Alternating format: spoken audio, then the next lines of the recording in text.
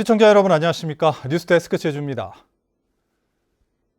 제주 시내 한 다세대 주택에서 일가족 4명이 일산화탄소에 중독돼 병원으로 긴급 이송되는 일이 벌어졌습니다.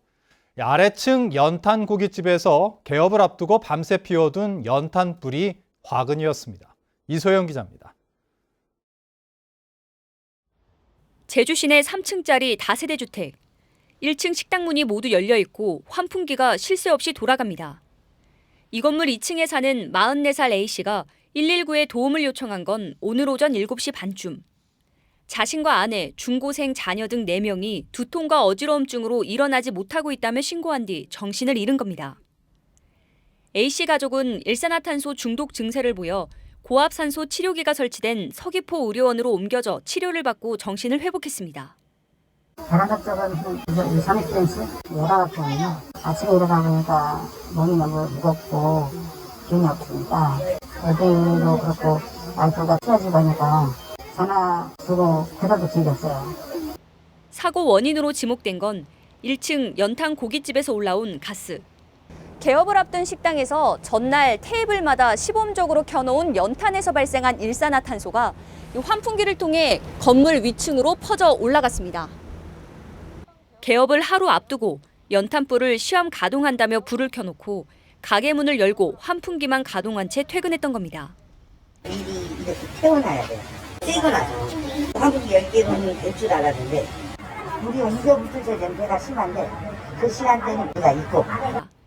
인근 주민들은 전날부터 연탄 냄새가 심하게 났고 아침에 일어났을 땐 가스 새는 냄새 마냥 진동했다고 말했습니다. 소방관이 깨워놓고 그때 잠깐 나가봤는데 냄새가 심하더라고요.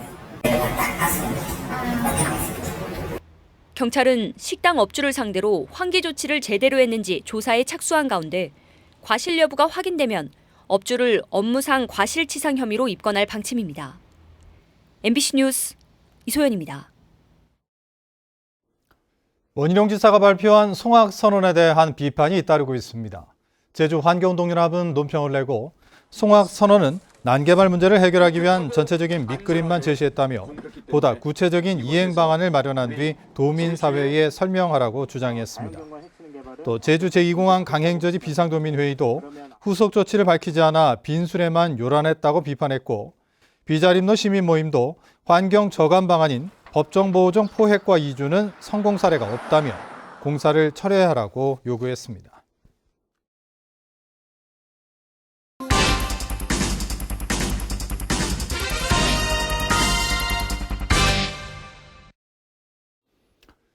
섬 지역인 제주는 지하수를 퍼올려 식수로 사용하고 있죠.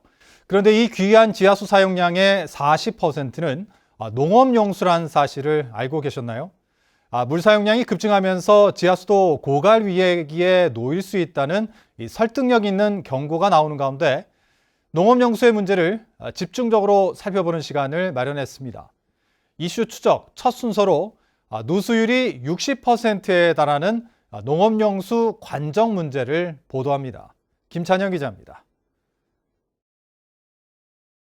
곳곳에서 쉽게 볼 수 있는 이 콘크리트 건물이 농업용수를 끌어올리는 관정인데요. 제주에는 이런 농업용 관정이 3,500개가 넘는데 취수 허가량은 삼다수 취수량의 250배에 달합니다.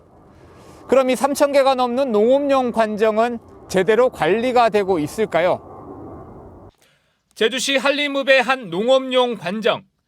덩굴나무가 벽면을 온통 뒤덮었습니다. 출입을 막는 철조망은 뜯겨져 나갔고 주변은 쓰레기가 수북합니다. 인근 배수로에서는 관정에서부터 새어나온 농업용수가 줄줄 흐르고 있습니다. 20년이 넘는 지하 배관에서 물이 새면서 배수로로 흐르고 있는 겁니다. 이게 한 7, 8개월 전부터 조금씩은 샜어요. 그런데 지금 유사히 들어서 좀 많이 새요. 예. 그런데 이게 모든 게 다 노화됐어요. 노화. 하천에서도 지하수가 새고 있습니다. 인근의 농경지에 물을 대기 위해 농업용수용 배관을 미리 빼놨지만 사용하지도 않은 채 방치되면서 물만 줄줄 새고 있습니다. 그럼 저 물 새는 거는 배관이 여기 배관은 어디 여기 있을걸. 이 근처에. 이 근처에 있어야만이 농수가 다 올라가는 게. 저 보니까 이렇게 싹 작게 나오니까 농수로야. 농업용 관정의 85%가량이 20년이 지난 것들이다 보니 낡거나 관리 소홀로 인해 배관에 균열이 생기면서 물이 새는 농업용 관정이 부지기수입니다. 제주연구원이 지난해 2월부터 노후 관정 2곳을 조사했더니 누수율이 62%로 확인됐습니다. 지하수 100톤을 뽑으면 농경지까지 가는 과정에서 62톤은 사라지고 38톤만 사용하고 있다는 겁니다.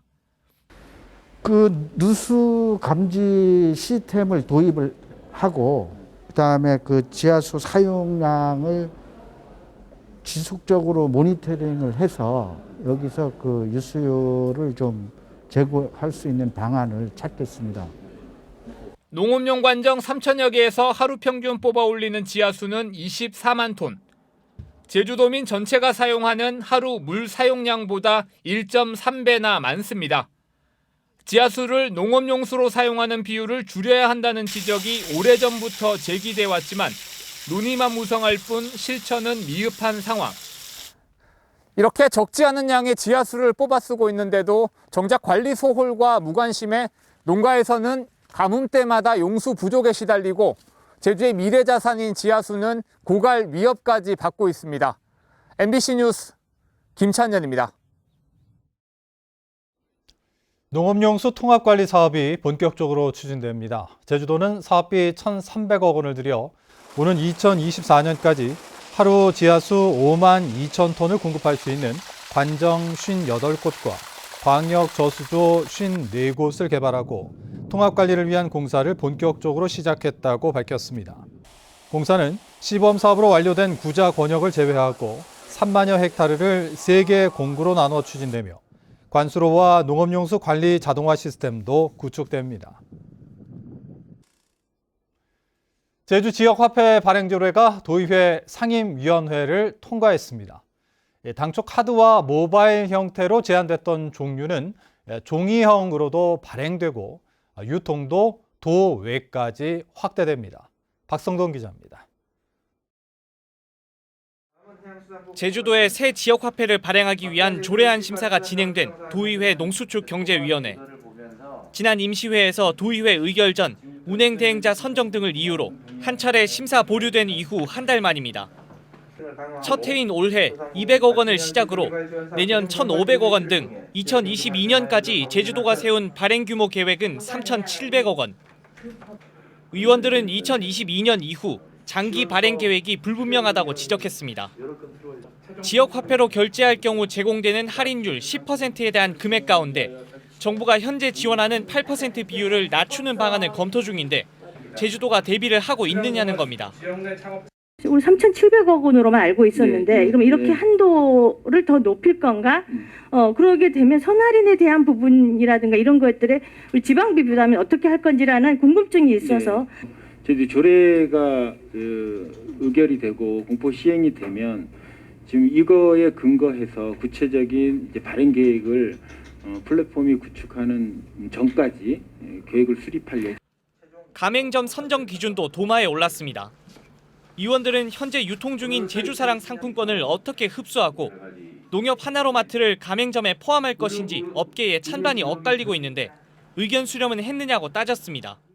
소상공인연합회에 민원이 있었는데 이 부분은 이제 좀 집행부에서 소상공인연합회나 이제 그 여러 단체하고 좀 간담회라든가 좀 토론을 거친 적은 있나요?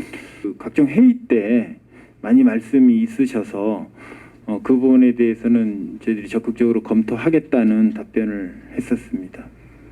논란 끝에 도의회 농수축경제위원회는 지역화폐 발행액을 도의회에 보고하도록 하는 사항을 신설하고 운영대행사 정보를 공개하는 등 내용을 추가해 조례를 수정 가결했습니다.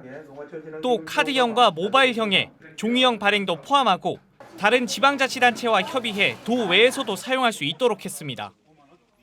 조례안은 오는 30일 본회의 처리만 남겨둔 가운데 제주도는 조례안이 통과되면 운행대행사와 협약을 체결하는 등 본격적인 발행 절차에 들어가 이르면 다음 달 말 새 지역화폐가 첫 선을 보일 전망입니다. MBC 뉴스 박성동입니다. 제주도의 민간 위탁과 공기관 대행 사업이 과도하게 추진되고 있다는 지적이 나왔습니다. 도의회 농수축 경제위원회의에서 더불어민주당 김용범 의원은 최근 3년 동안 농수축 경제위원회 소관 민간 위탁과 공기관 대행 사업이 661건에 2,600억 원에 이른다며 지나치게 많다고 지적했습니다. 특히 각종 위탁 동의안은 제주도가 일방적으로 결정해 예산심사에 임박해 제출되면서 위탁사업 적절성에 대한 충분한 검토도 이루어지지 못해 개선이 필요하다고 강조했습니다. 도의회 행정사무감사에서 행정시 권한과제를 위한 노력이 부족하다는 지적을 받은 서귀포시가 실무팀을 구성하고 개선에 나섰습니다. 서귀포시는 행정시 권한 강화를 위한 제도 개선과 관행 개선 과제를 발굴하기 위한 실무팀을 구성해 업무를 시작했다고 밝혔습니다. 이상으로 뉴스데스크 제주를 마칩니다. 시청해주신 여러분 고맙습니다.